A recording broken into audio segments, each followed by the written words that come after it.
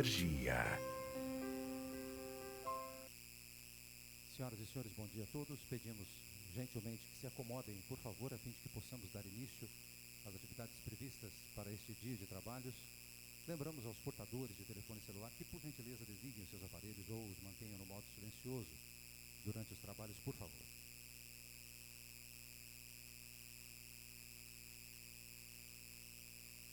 Por favor, queiram todos se acomodar.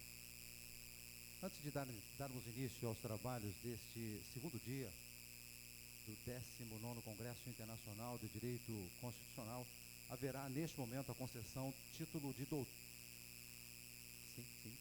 Honoris causa a Günther Teubner por suas contribuições à sociologia do direito. E nós gostaríamos de convidar para que tome lugar à mesa, por favor, a fim de que nós possamos conduzir esse momento, o presidente do TSE, ministro do Supremo Tribunal Federal, professor da EDB. Por gentileza, venha ao palco o excelentíssimo senhor ministro Gilmar Mendes.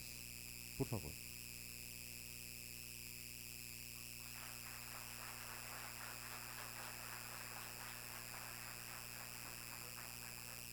Convidamos também ao palco, por favor, o professor Günther Teubner, para receber a sua homenagem, por gentileza.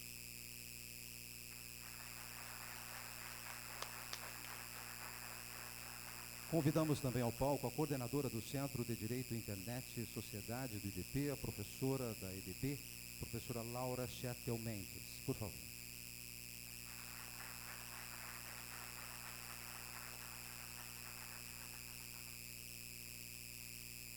Senhores, por favor, queiram se assentar.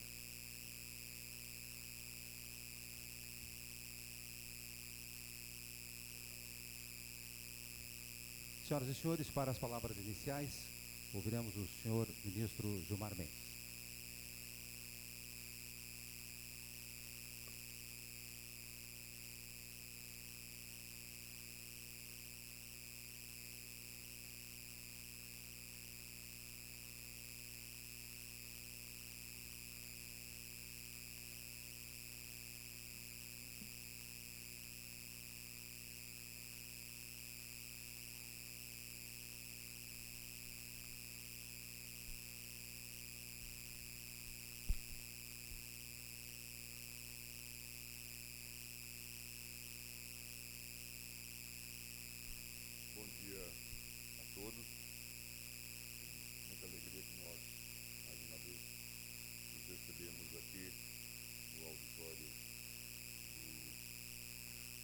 E desta feita, nesse momento, para outorgarmos o título de doutor honoris causa do Instituto Brasileiro de Direito Público a esse notável professor, a esse notável acadêmico, professor Günther Teubner. É com grande satisfação que, em nome do Instituto Brasileiro de Direito Público, saúdo o professor Günther Teubner nessa cerimônia em que lhe será entregue o prestigioso título de doutor honoris causa, honraria atribuída a personalidades que se tenham destacado pelo saber e pela atuação em prol das artes, das ciências, da filosofia, das letras ou do melhor entendimento entre os povos. Professor emérito da Goethe-Universität Frankfurt am Main, na Alemanha, Centennial Professor na London School of Economics e no Instituto Europeu de Florença, Günther Teubner é um dos juristas mais renomados da contemporaneidade, reconhecido internacionalmente por sua contribuição acadêmica inovadora, que articula uma relação complementar de sucesso entre teoria e dogmática jurídica. Seu trabalho tem sido objeto de numerosas distinções honrosas e acumulado uma série dos mais relevantes prêmios atribuídos às ciências do direito na academia global. Por essa razão, o professor Teubner tornou-se membro das principais academias de ciência, entre elas a British Academy, a Nationale Akademie der Wissenschaften, a Academia Nacional da Lince e a Academia Europeia. Além do inestimável cabedal jurídico e da excelência como professor, Günther Teubner tem chamado a atenção pela originalidade de sua obra, atualização e profundidade conceitual que permitem novas abordagens para o estudo do direito.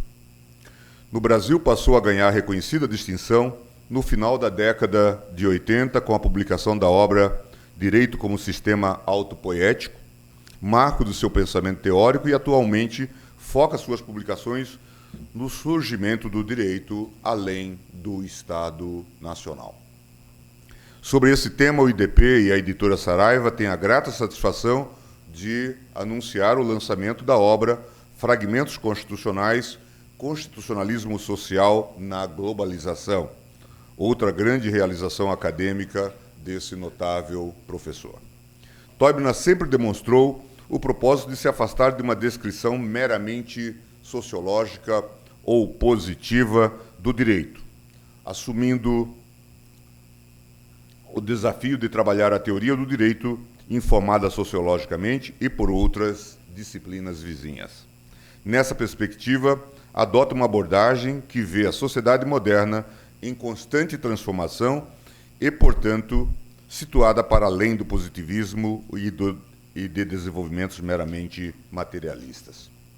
Para além da relevância teórica, as obras de Gunther Teubner se aproximam de determinados campos concretos do direito, discutindo os conceitos jurídicos até então quase estáveis e demonstrando como a relação entre teoria e prática pode ser produtiva para a dogmática do direito propriamente dita.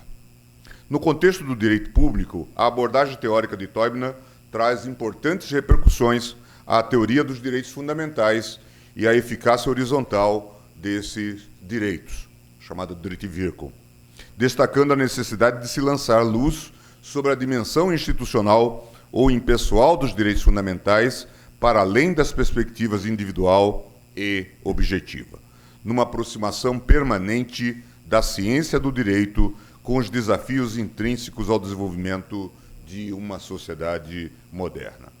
Sua sólida formação em direito privado permite-lhe divisar novos meios de produção normativa e, assim, de criação do direito, que terão um impacto profundo nos sistemas constitucionais do mundo moderno.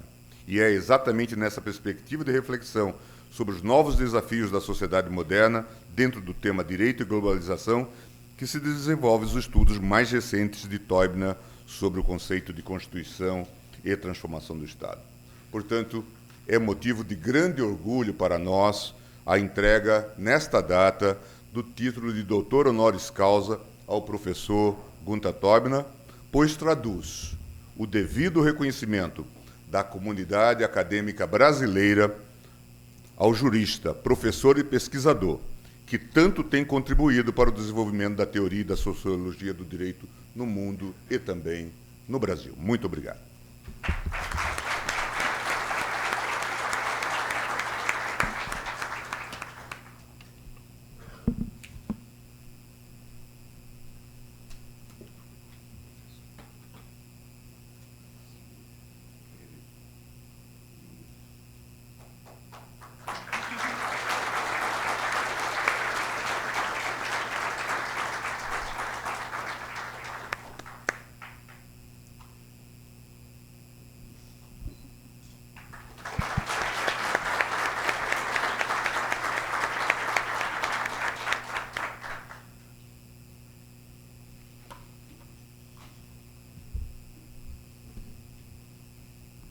Senhoras e senhores, com a palavra o professor doutor Gunther Teubner, o homenageado.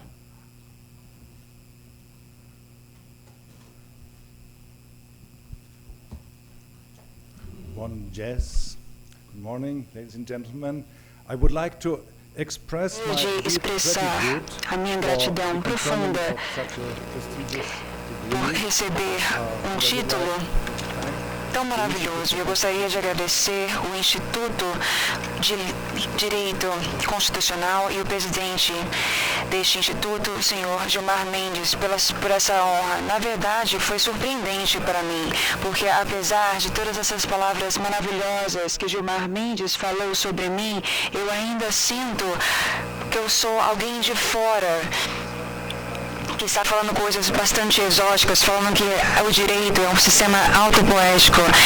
Na verdade, isso é recebido, às vezes, de uma forma muito crítica ou hostil. Nós temos reações muito diversas, mas a parte interessante é que o Brasil é diferente, porque aqui neste país eu recebo uma recepção muito entusiasta, muito animada sobre essa área do direito. Eu me pergunto por quê. E a razão para isso é que os anjos e os espíritos e os sistemas sociais, eles têm algo em comum.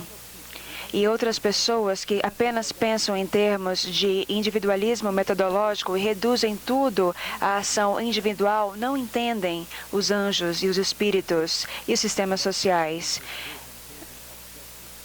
e diferentes objetivos, mas tudo isso caminha junto. O que nós podemos experimentar com essa teoria é um tipo de renovação de teorias do coletivo, mas sem cairmos na armadilha do organicismo e também de coletivismo questionável político.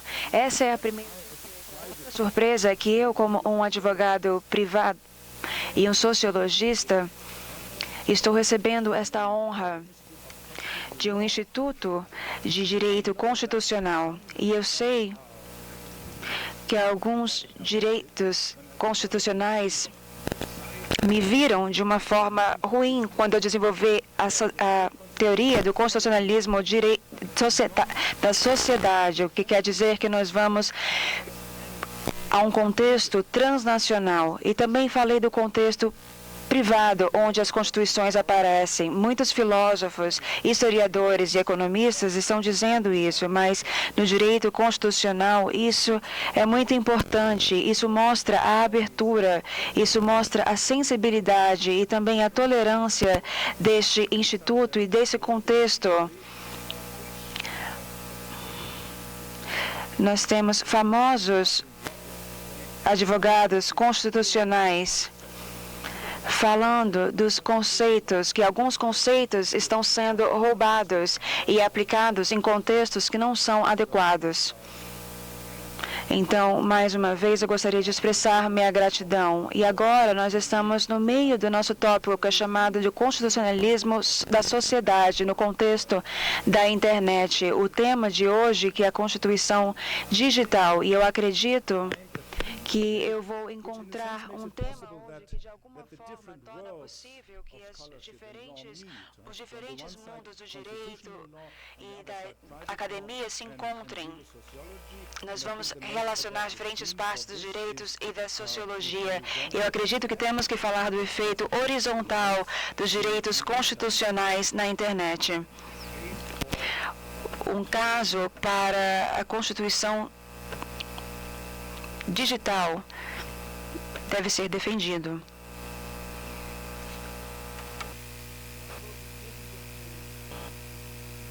A tradução pede desculpa, mas ele não está usando o microfone. Não podemos escutá-lo. Eu vou começar falando de um caso legal na Alemanha, falando sobre o Greenpeace, que lançou uma campanha política com comentários bastante críticos sobre as políticas ambientais da empresa petroleira francesa chamada Total Final Health. Então, o Greenpeace abriu um website com o nome oilofhealth.com. Eles seguiram uma prática de sites de protesto, como, por exemplo, shell.sucks.com ou o ibm.sucks.com. Suck quer dizer que é uma droga, isso quer dizer, é um código americano que eles falam que é péssimo, eles usam a palavra sucks. Então, eles seguiram essa prática, que é geralmente chamada Company Name Sucks.com, ou seja, falando mal do nome das empresas, que estão acostumados a atacar as políticas corporativas. A empresa petroleira entrou com uma ação alegando que esse nome de domínio deveria ser transferido a eles. Eles entraram com uma ação, mas não com a Corte do Estado, na Alemanha, na França ou nos Estados Unidos, que aplicaria a sua lei nacional. Mas, ao invés disso, como sempre, com sites do mundo todo, eles trouxeram o caso perante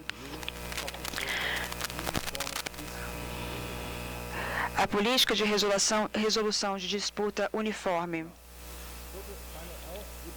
O Total Final Elf precisaria provar sobre a seção 4 da UDPR que o nome do domínio era idêntico ou muito semelhante ao trademark ou à marca de serviço sobre os quais o reclamante tem direitos.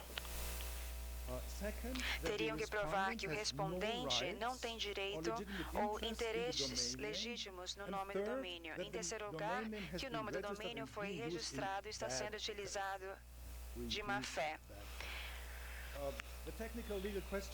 As questões legais técnicas são: os sites críticos e de protestos, eles estão sob a jurisdição do UDPR, que é a Política de Resolução de Disputa Uniforme. Será que o ICANN e seus painéis prestam atenção aos direitos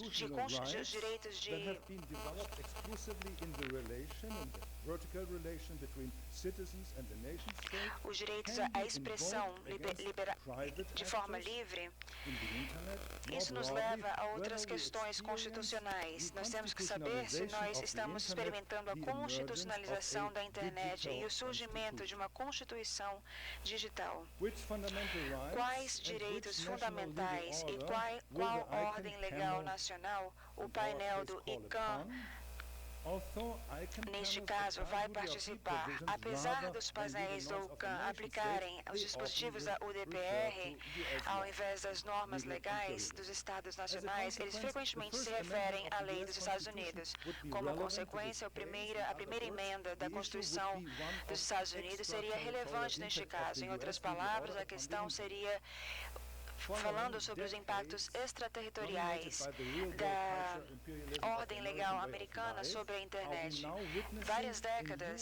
Durante várias décadas, nós tivemos a cultura americana do imperialismo dominante. Será que agora nós estamos testemunhando uma nova expansão da Lex Americana nesse mundo virtual? Os efeitos horizontais dos direitos fundamentais sobre atores privados seriam então governados pela doutrina de ação de Estado da Constituição americana. Como alternativa, porém, os princípios do direito internacional privado dizem que é relevante que as leis nacionais que os painéis determinam como apropriadas sejam utilizadas em circunstâncias relevantes, como foi afirmado pelo relatório final do WIPO. Em tal caso, a questão seria se a doutrina do direito constitucional alemão de efeito direto horizontal seria aplicada, desde que as leis constitucionais francesas não estipulam um efeito horizontal de direitos constitucionais. Apenas o direito privado francês aplicaria. Também temos essa parte transnacional que é muito importante de ser falada. Nós temos uma ordem pública transnacional. Será que nós estamos testemunhando o desenvolvimento de uma Constituição digital autônoma, alinhada com diferentes cortes de arbitragem que seriam necessárias para desenvolver direitos fundamentais transnacionais uniformes e seus efeitos horizontais dentro da internet? Pensem nisso. Que tipo de direitos humanos devem ser aplicados na internet? O chinês, o americano, o brasileiro? Então, isso seria uma grande confusão quando falamos de direitos humanos. Então, o company name sucks, e esses casos relacionados a isso, já tem um caso de direito bastante considerado nos painéis do ICANN. Em alguns casos, os painéis do ICANN fizeram recursos explícitos para determinar a liberdade de expressão, apesar de uma forma vaga e de uma forma ineficaz. Eles declararam a gestão do nome do domínio em relação à lei, em conformidade com a lei de liberdade de expressão. Em outros casos, porém, eles baniram os domínios críticos individuais. O caso, ele traz questões bastante intrigantes relacionadas à soberania devido à característica global da internet e seu regime de regulação eletrônica. A soberania tem a habilidade de dar normas e implementação, e isso foi mudado, de facto, das nações-estados na maior das instituições da internet. Claro que nós estamos falando de uma mudança parcial. Qual é o impacto sobre os direitos constitucionais quando essa mudança acontece em duas dimensões?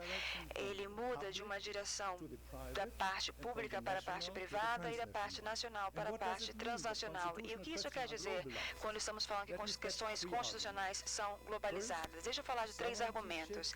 Primeiro, a soberania muda do espaço público para o espaço privado. Os direitos constitucionais de direito de expressão não são mais dirigidos contra o Estado, mas contra os atores privados. Por exemplo, Facebook, Google, Apple, mas também dentro do espaço privado da internet. Como o efeito horizontal indireto aparece em tal contexto? Eu diria que nós não estamos meramente preocupados aqui com a transferência de direitos fundamentais da lei pública para a lei privada. Ao invés disso, a questão é uma das reconstruções autônomas dos direitos constitucionais dentro do sistema social da internet. Segundo argumento é que a soberania se transfere do Estado nacional para o regime transnacional. A aplicabilidade de direitos fundamentais dentro do direito da internet autônomo. A questão se os painéis ICANN, que são estabelecidos por ordens privadas, devem também aplicar direitos fundamentais dentro do domínio de ordem legal semi-autônoma da política ICANN, é ainda mais contestada. Eu diria que os painéis da ICANN concretizam direitos fundamentais dentro do ciberespaço baseado na ficção. Eles utilizam a ficção de um centro comum de princípios aplicáveis globais da lei, que incluem direitos humanos e, com sua ajuda, na verdade, criam direitos fundamentais específicos da internet, dentro do alcance de uma common law autônoma da internet. Então, nós sempre encontramos isso no ativismo judicial. Uma nova lei que está sendo aplicada utilizando diferentes princípios. E muito bem, falamos de soberania, mas e o constitucionalismo? No nosso caso, provoca a questão como a teoria da Constituição pode responder ao desafio que está surgindo de 3 tendências atuais: a digitalização, a privatização e a globalização. Eu acho que esse também é o tema dessa conferência hoje em dia, para o problema de inclusão e exclusão de segmentos inteiros da população em processos de comunicação global. Isso é como a questão constitucional de hoje deve ser formulada em contraste com a questão do século XVIII e século XIX, da Constituição dos Estados-nação. Enquanto as constituições antigas eram simultaneamente liberadoras das dinâmicas de políticas democráticas e disciplinavam o poder político repressivo através da lei, o nosso ponto principal hoje é liberar e criar disciplina sobre diferentes dinâmicas sociais. É a primeira pergunta. A primeira pergunta é como a teoria constitucional vai conseguir gerir a generalização da sua tradição de Estado-nação em termos contemporâneos e reespecificá-la para o novo contexto. Meu terceiro argumento é que dentro da sociedade global, uma multiplicidade de constituições civis fora das políticas institucionalizadas está surgindo. A Constituição da sociedade mundial está aparecendo não exclusivamente nas instituições representativas de políticas internacionais. Então, a chamada constitucionalização da lei internacional, que é um processo que está, na verdade, acontecendo, mas, na verdade, é uma parte da história quando estamos falando de constitucionalização. E não pode acontecer de uma forma unitária, de uma Constituição global unitária,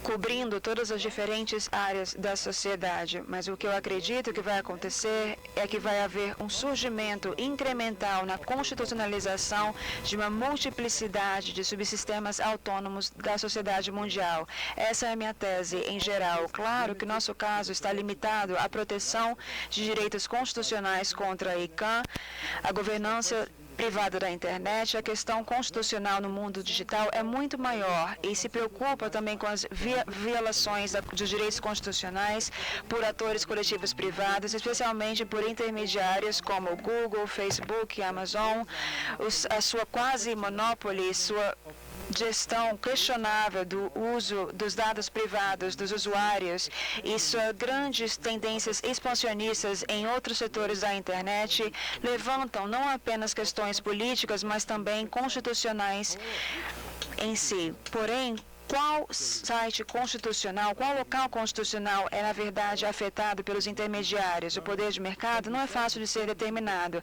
Podemos dizer com certeza que, devido aos limites territoriais, o Estado, as constituições do Estado Nacional, elas estão aquém do que nós precisamos. Porém, seu poder digital não é apenas um problema da Constituição Econômica Global. Sua monopólio de informação se torna um problema para a constituição da nova mídia, que não pode ser reduzida a questões econômicas.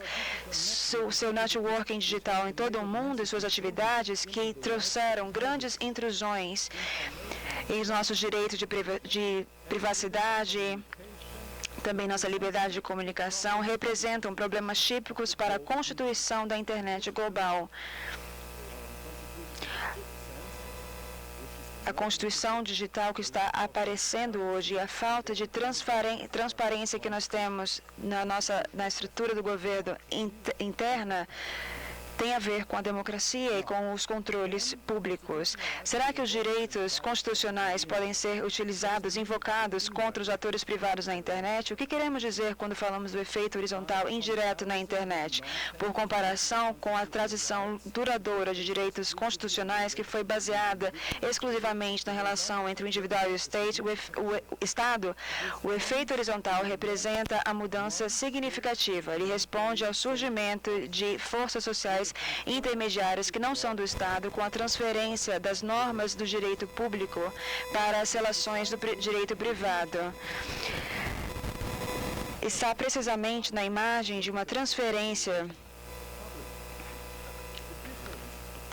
As diferenças entre o contexto da pessoa que envia e da pessoa que recebe, tanto no público como no privado, é tão grande, fazendo com que qualquer transferência de normas seja impossível. Ao invés disso, o que é necessário é uma reconstrução separada de direitos constitucionais que sejam dependentes no contexto da pessoa que vai receber a mensagem no mundo digital. Os direitos constitucionais afirmados contra o Estado são transferidos para o direito privado.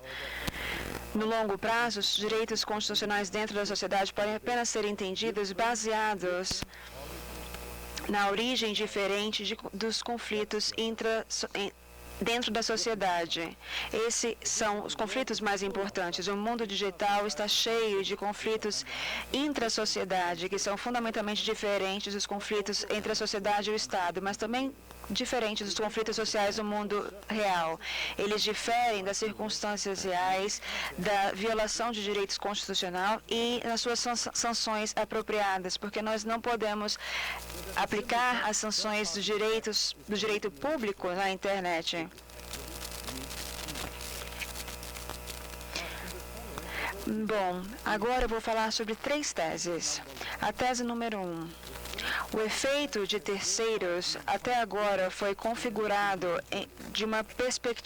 sob uma perspectiva individualista, sem nenhum anjo, sem nenhum demônio, sem fantasmas, sem espíritos, apenas de uma forma individual, equilibrando os direitos constitucionais individuais de atores privados uns contra os outros. Porém, para nós lidarmos com os grandes conflitos estruturais, não apenas individuais, mas também dentro da sociedade, os direitos constitucionais nas relações privadas devem ser reformulados em sua dimensão institucional coletiva. No mundo digital, isso significa que não apenas os direitos individuais dos usuários precisam ser protegidos, mas muito mais amplamente deve haver a institucionalização da esfera pública digital. Esse é o escopo dos direitos constitucionais. A tese número 2, ao invés de serem limitados à proteção contra o poder na sociedade, que é equivalente ao poder do Estado, os direitos constitucionais devem alcançar devem ir muito adiante, devem ser direcionados contra todas as mídias de comunicação com tendências expansivas, não apenas o poder, mas também lucro, dinheiro, tecnologia,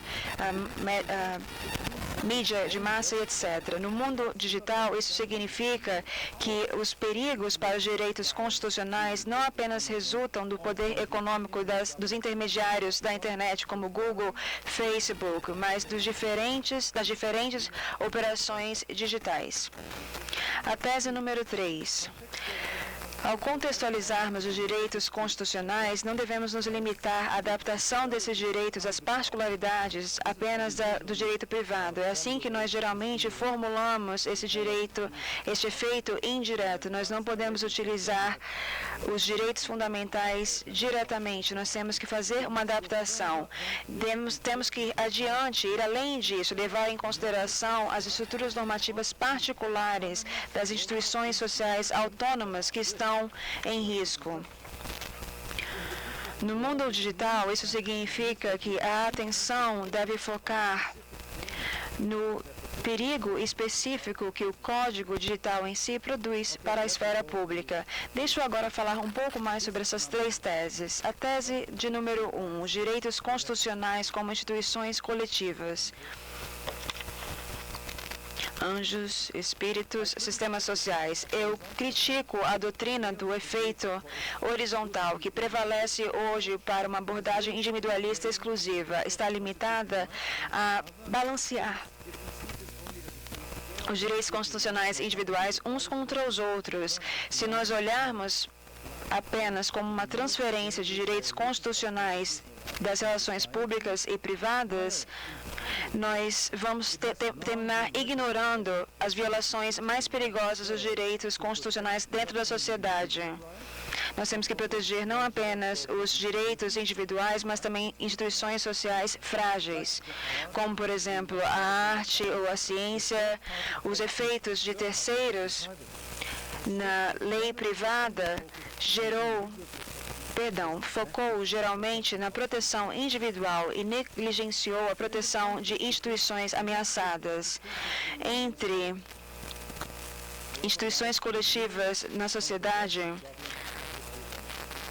é aí que nós temos o problema do efeito horizontal. Esse termo, collective institutional, dimensão institucional coletiva, se torna virulento quando eles devem causar efeitos dentro da sociedade.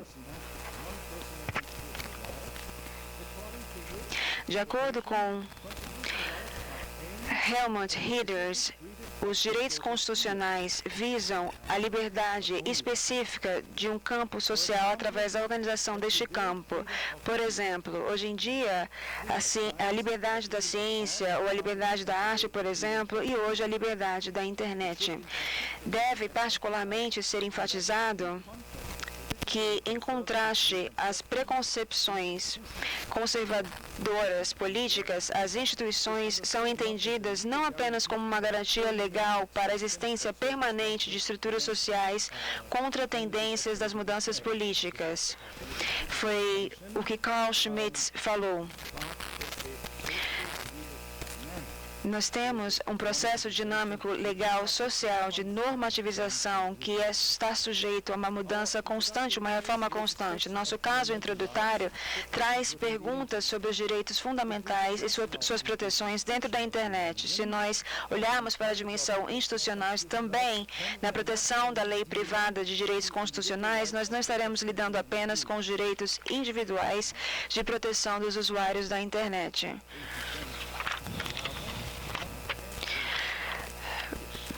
Porém, como uma esfera pública pode ser criada dentro do domínio descentralizado da internet? Como algum crítico da Final Total Fs e suas políticas podem ser transmitidas para a audiência apropriada? A busca está nos equivalentes específicos da internet, equivalentes à mídia de massa tradicional e também aos movimentos de protesto local que podem aplicar proteção de direitos fundamentais para seus pelas suas críticas e também as práticas de comércio contra as corporações. Em princípio, as empresas e seus websites são equivalentes ao lugar das empresas de negócios no mundo real. E o nome do domínio, um dos sites determinantes para a criação de uma esfera pública, de debate público na empresa. Este é o principal argumento que apoia a extensão da proteção dos direitos humanos a paródias ou críticas do trademark da empresa. Precisamos enfatizar que a dimensão institucional coletiva desempenha um papel não apenas para as vítimas das violações de direitos, não apenas indivíduos, mas também instituições podem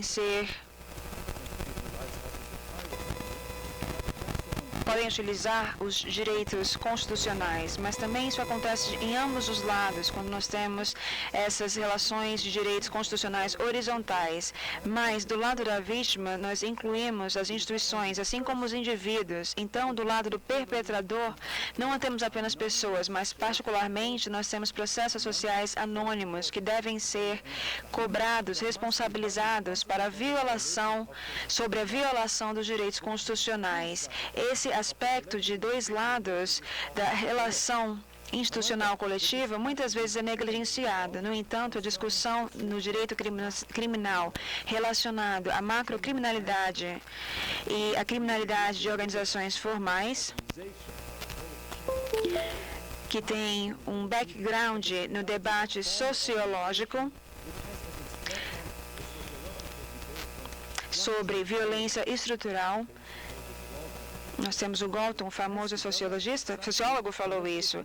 E isso desenvolveu uma perspectiva institucional coletiva também do lado do perpetrador. Em tais casos, a violação de direitos constitucionais são atribuíveis a processos sociais não pessoais que utilizam atores humanos como seus agentes, como seus funcionários. A violência estrutural presume uma matrix anônima, ou seja, não apenas atores coletivos tendem a ser mais visíveis, como os estados, as partes políticas, companhias comerciais, grupos de companhias, empresas, associações, mas também, e com uma intensidade igual ou maior, processos comunicativos anônimos, através de instituições, sistemas funcionais e redes que são difíceis de ser abordados, porque definitivamente não são personificados como atores coletivos. Este foi um problema durante a crise econômica. Contra quem nós vamos protestar? Contra o governo? O governo não tem uma responsabilidade sobre isso. Contra os bancos? Talvez, parcialmente. Então, como nós podemos protestar contra essa matrix?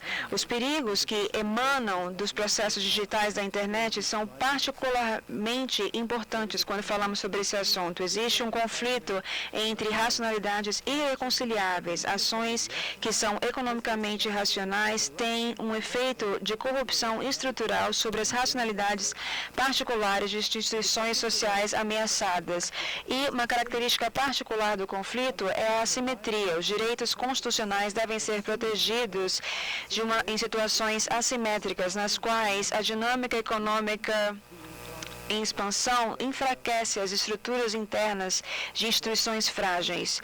Então, direitos constitucionais como instituição coletiva, isso quer dizer que nós temos uma relação com dois diferentes atores, no qual a garantia de autonomia é dada a processos sociais para preveni-los, para impedir que eles sejam sobrecarregados pela totalização de tendências ou outros processos sociais. Nessa dimensão institucional coletiva, os direitos constitucionais funcionam como um conflito de regras de leis que operam dentro do conflito entre as racionalidades oponíveis de diferentes partes da sociedade. Eles buscam proteger a integridade da arte, da família e da religião perante tendências totalizadoras que funcionam na sociedade, por exemplo, a tecnologia, a mídia e a indústria. E hoje,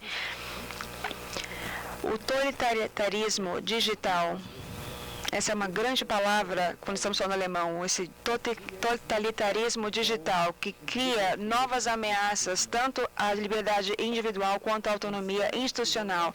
Ao invés disso, a proteção horizontal de direitos constitucionais deve ser consistentemente transmutada em organizações e processos. Na verdade, não ajuda nós darmos para um cientista o direito à autonomia se as empresas vão comprar os seus serviços, na verdade, ele não vai poder ter sua autonomia. Então, nesse contexto de relações privadas, nós temos que ter construções diferentes quando falamos de autonomia. Então, nós precisamos de uma imaginação institucional de organização e processo que vai garantir a autonomia de certas esferas da sociedade.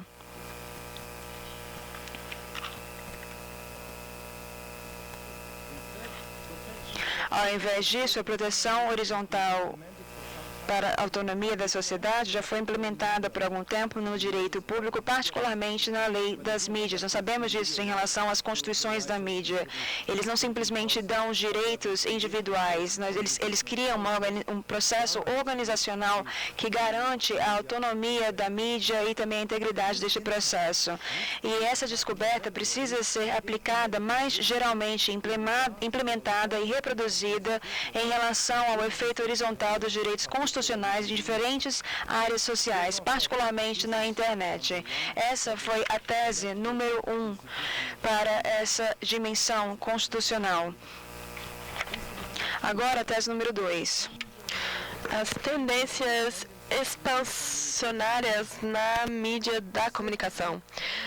O segundo ponto de fraqueza do efeito das doutrinas horizontais tradicionais é que eles concentram exclusivamente na proteção do poder social. Numa organização hierarquizada, as instituições em que você pode facilmente aplicar horizontalmente o efeito diretamente relacionado à estrutura de poder. E isso se relaciona à relação dos Estados Unidos e o efeito horizontal dos direitos constitucionais tem uma analogia reconhecida aos direitos constitucionais verticais do Estado, se os atores privados exercem o poder socioeconômico que é equivalente ao poder de Estado.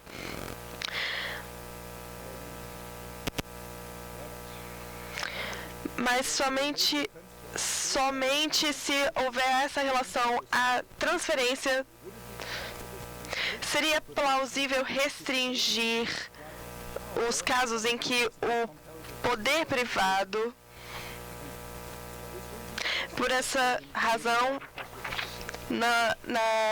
no direito trabalhista nós temos essa situação. Ainda assim, se nós focarmos exclusivamente no poder social, é importante que nós falhamos de ver algumas causas de violações de direitos constitucionais em que é apropriado o fenômeno de poder e não é apropriado limitar os direitos constitucionais à comunicação, ao meio de comunicação do poder. Se os direitos, as violações constitucionais ocorrem, esses direitos constitucionais eles são colocados em riscos assim que há uma expansão da dinâmica.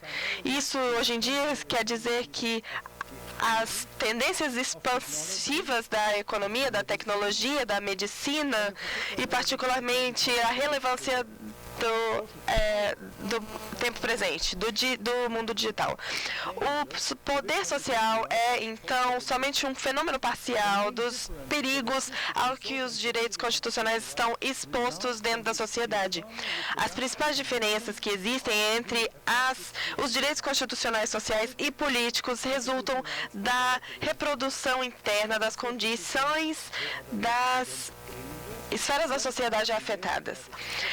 Na política, os direitos constitucionais são primariamente direcionados contra o poder,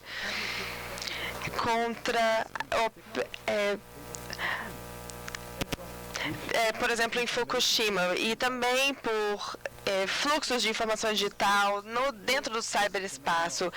Normalmente, esses riscos aparecem como fenômenos de poder social que precisa da proteção dos direitos constitucionais contra eles.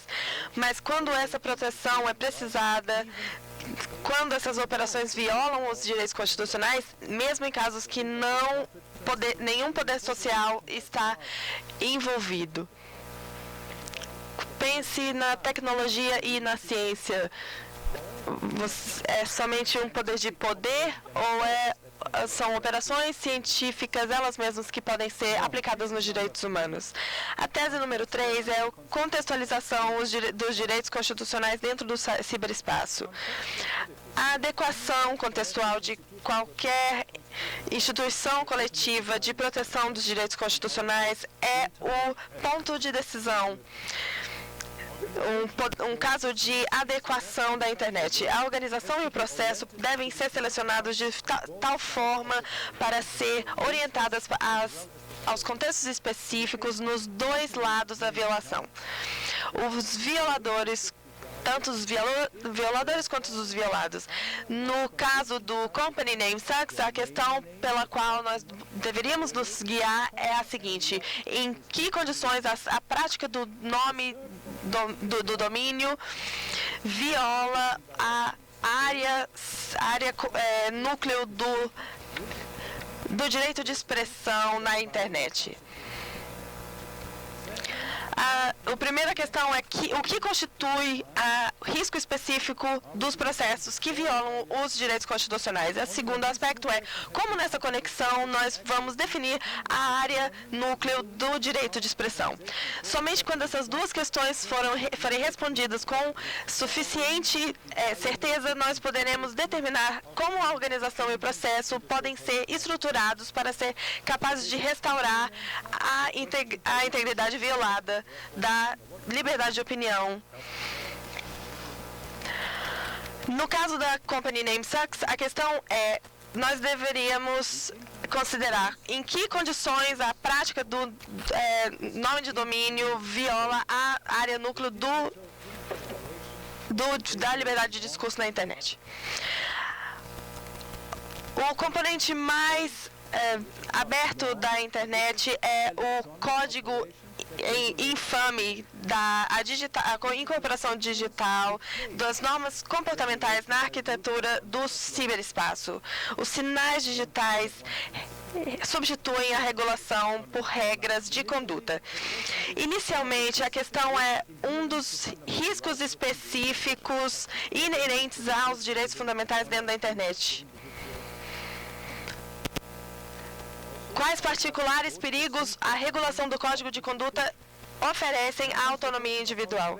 E aí chega a questão de como melhor construir uma questão mais apropriada para a internet e como nós podemos assegurar que os direitos fundamentais e a autonomia serão protegidos.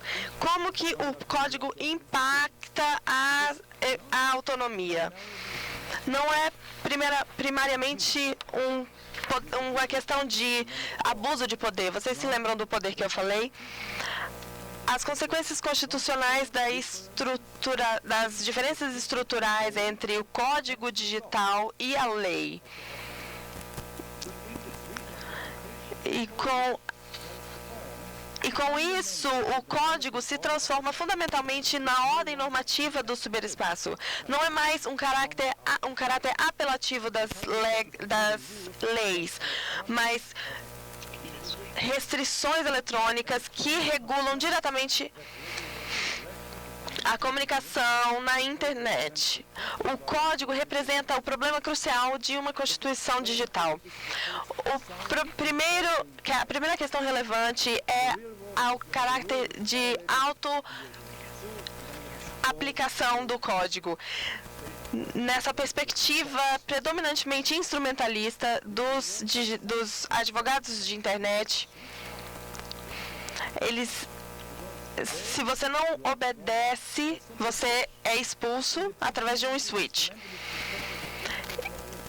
E, através disso, parece ser a grande vantagem do código. Contudo, em uma perspectiva constitucional, isso se torna o pesadelo dos princípios fundamentais da legalidade. Tradicionalmente, a lei constitucional, o direito constitucional, é baseado numa separação institucional, procedural e também pessoal da lei. E também a lei do setor privado. Essa separação, esse efeito estranho da digitalização, contudo, é uma fusão nuclear desses três elementos que significam a perda de uma separação importante constitucional do poder. Na lei tradicional, o grau da formalização era bem limitado. Então, os efeitos infames do formalismo legal foram relativamente inefetivos se comparados com os efeitos do código digital, que permitiu uma formalização severa, desconhecida das regras. Essa relação estrita binária 0101, que no mundo real foi limitada ao código legal, no mundo virtual, em relação aos programas legais,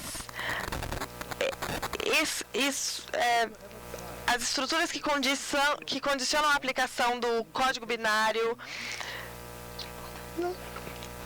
isso exclui qualquer espaço para interpretação. Você já tentou discutir com o seu computador a interpretação dos seus comandos? Clicar ou não clicar? Essas expectativas normativas que tradicionalmente podem ser manipuladas, adaptadas e modificadas, agora estão transformadas em expectativas cognitivas rígidas de inclusão e exclusão da comunicação. E isso é uma aplicação diária no código da internet que falta todas as habilidades de aprendizado sutis da lei. Qualquer microvariação informal das regras, através de novos fatos e novos valores, está excluído. Os argumentos não têm nenhum papel dentro da aplicação do código. Eles têm um papel de curso na programação do código, mas eles perdem o poder nas atividades permanentes da aplicação das regras, implementação e aplicação também. Então, a informalidade como uma força importante de contraparte é reduzida a zero. Essa é, na verdade, então, assim, é reduzida a zero. O código digital não conhece exceção às regras, não conhece princípios de equidade, não ignora as regras, não tem mudança informal de nenhuma comunicação guiada pelas regras, as barganhas políticas ou qualquer abolição das regras no dia a dia. Não é de se estranhar que tal perda da ilegalidade razoável no mundo cibernético nutre o mito do hacker, que tem o poder de quebrar o código e ele se torna o Robin Hood do cyberespaço. Então, o movimento open source, que demanda a publicação dos código-fonte em materiais de marketing de software para que as estruturas de controle do programa possam sempre ser verificadas, não poderá simplesmente ser descartada como uma coisa idealista. Igualmente, a demanda que o controle de conduta digitalizada do código seja sujeito ao princípio de customização envolve uma demanda paralela para uma aplicação intensificada do princípio da proporcionalidade constitucional ao código.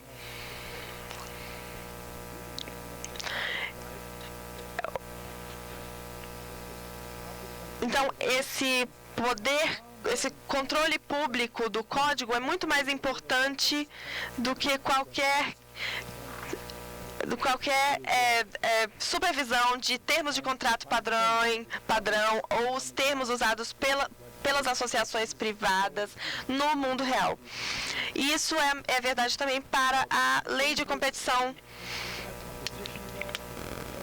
da internet, que não somente assegura os mercados abertos, mas também impacta a abertura continuada da regulação alternativa do código.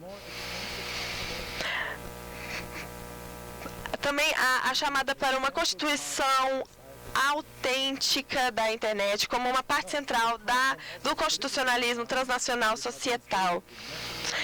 Além disso, essas demandas políticas que são traduzidas nas atividades legislativas nacionais e transnacionais, a revisão judicial dos contratos padrões com os provedores de internet, assim como com as instituições da governança privada da internet, estão ganhando cada vez mais importância para o direito constitucional. Nosso caso, Company Name Sucks, não é somente um contrato padrão que usuários da internet concluem com as instituições de governança de internet que precisam ser governadas por princípios da lei constitucional. Sob a guisa da contratuação, os intermediários do mundo cibernético desenvolveram regulações privadas autoritárias que não mais podem ser qualificadas como relacionamentos contratuais individuais, mas praticamente todas as características das legislações gerais. Não tem um consenso contratual genuíno mais.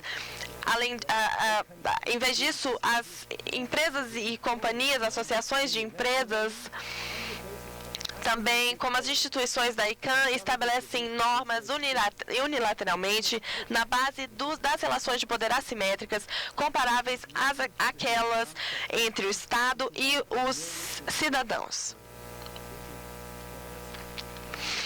O famoso clique se tornou nada mais do que uma demanda para entrar dentro de uma das miríades dos regimes digitais.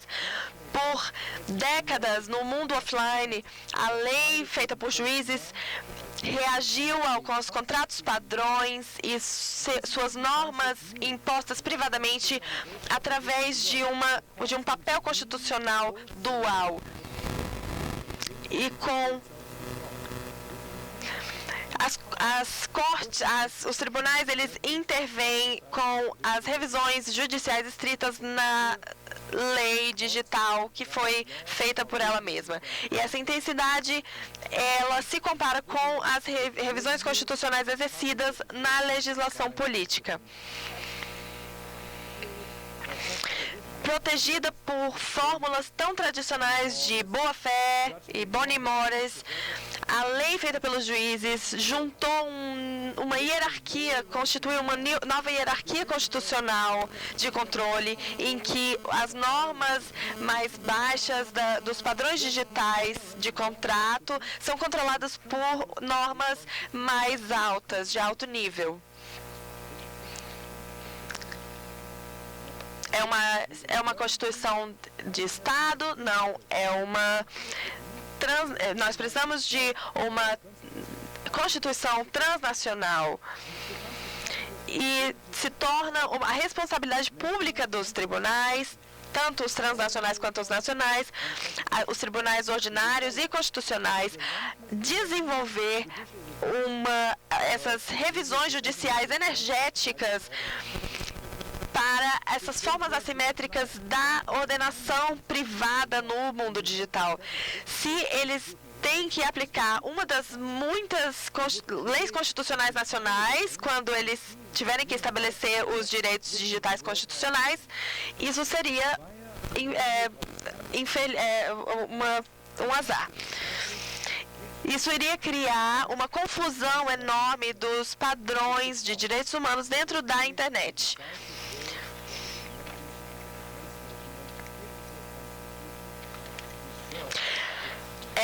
São os tribunais que irão ter o papel decisivo para a emergência de uma Constituição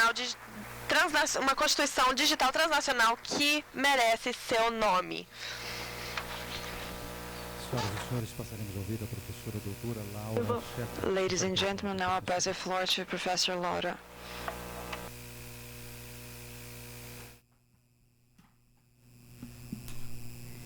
Muito bom dia a todos. Eu vou apenas fazer uma palavra bem curta aqui de agradecimento à brilhante palestra do professor Günther Teubner, que acho que abriu esse segundo dia de congresso, do nosso congresso intitulado Constituição, Internet e Novas Tecnologias, Interfaces para o Novo Direito Constitucional. Sabemos que o objetivo do Congresso é basicamente possibilitar uma reflexão teórica, né, sobre as perspectivas e os grandes desafios que a internet traz hoje para os direitos fundamentais. E a palestra do professor Teubner, acho que ela nos ajudou muito nessa reflexão, e especialmente por nos indicar um caminho de como a gente pode fazer essa reflexão sobre a efetividade dos direitos fundamentais na internet. Eu destacaria, talvez, 3 grandes pontos da palestra do professor Teubner. Talvez a primeira grande tese é a ideia de que a constitucionalização ela é possível para além do Estado Nacional, né? Então, para além também de organismos públicos. Acho que essa é a primeira grande tese. A segunda grande tese, acho que foi muito bem colocada aqui também, professor, é a ideia de que os direitos fundamentais, também na internet, eles têm que ser aplicados nas relações entre os particulares. Eu acho que o senhor colocou muito bem a ideia de que esse efeito horizontal ele não pode ser colocado apenas sob uma perspectiva individual, mas sob uma perspectiva coletiva, ou seja, quais instituições também podem ser ameaçadas na internet, por exemplo, a própria ideia de esfera pública digital, outras instituições como a liberdade artística, né, a liberdade de imprensa. Então, uma perspectiva coletiva, uma perspectiva institucional desses efeitos horizontais dos direitos fundamentais. E talvez o terceiro grande ponto é, de fato, de como a gente...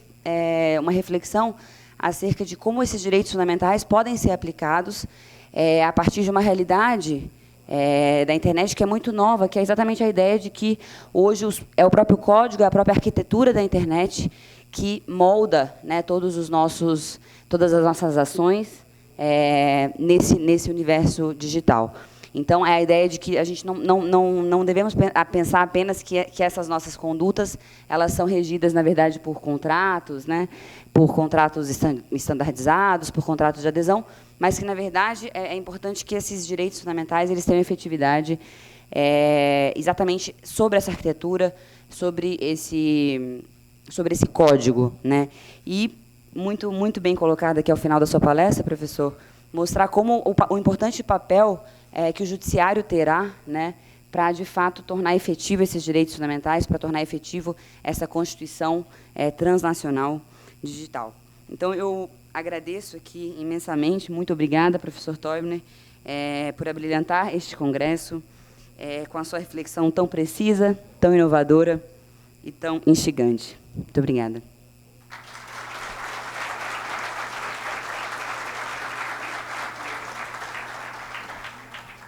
Concluímos desta maneira, então, as atividades desta primeira mesa. Nós desfaremos a presente mesa a fim de darmos sequência à condução do painel número 1, convidando as autoridades que a integram para que tomem os seus lugares reservados no auditório, por favor. Senhores, nós conduziremos